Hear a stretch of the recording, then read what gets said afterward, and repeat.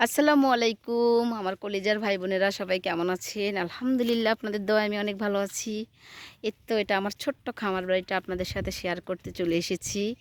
দেখেন কত সুন্দর একটা পরিবেশে আমার খামারটা। চারিদিকে শুধু বাগান আর বাগান, আম বাগান, পেয়ারা বাগান।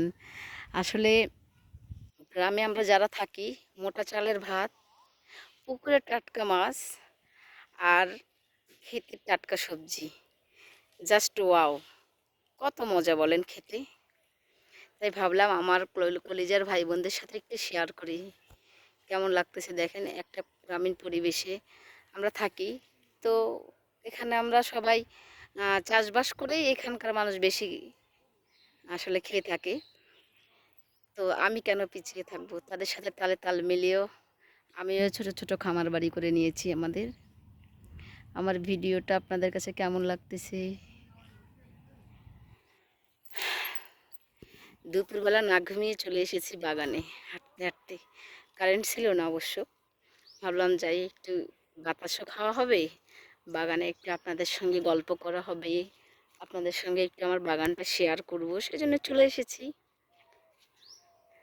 আসলে এখানে জায়গাটা এখন ফাঁকা আছে, এখানে এখন টমেটো লাগিয়ে দেওয়া হবে। এই যে বেড করা হয়ে গেছে। কেমন লাগতেছে আমাদের এই খামার বাড়িটা অবশ্যই সবাই জানাবেন। পাশে আম আর পেয়ারার বাগান, আর তার পাশে আমরা তো সবাই কচু চিনি, যেটা কেউ কচুই কচুই বলে বেশিরভাগ মানুষ। এই যে তার পাশে কচু লাগানো হয়ে গেছে, এই কচু উঠানোর টাইম হয়ে গেছে। এটা আর কয়েকটা দিন পরেই তোলা হবে।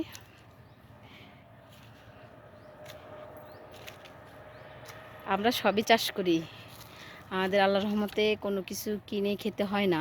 যে জিনিসগুলো পাওয়া যায়, মাছ কিনতে হয় না, মাংসও কিনতে হয় না, শুধু সব বাড়ির। এই যে দেখুন আমার দুষ্টু মিষ্টুগুলা সব এখন বাগানে কত আরাম করে খাচ্ছি। আমার ভিডিওটা আপনাদের কেমন লেগেছে অবশ্যই অবশ্যই কমেন্ট করে কিন্তু জানাবেন, জানাতে ভুলবেন না। যদি আমার ভিডিওগুলো আপনাদের ভালো লাগে তাহলে আমি আপনাদের সাথে আরও এরকম কিছু ভিডিও শেয়ার করব। চলে আসো তোমরা।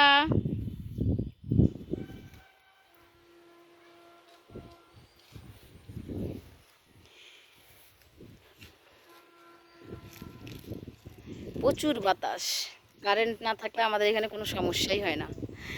কারণ এখানে হলো আমরা যখন সবাই কারেন্ট থাকে না, সবাই চলে আসে বাগানে। বাগানে বসে বসে সবাই, অনেকে আবার ঘুমিয়েও যায় বাগানে গাছের নিচে বসে। আর কি, সবাই ভালো থাকবেন, সুস্থ থাকবেন। আল্লাহ হাফেজ।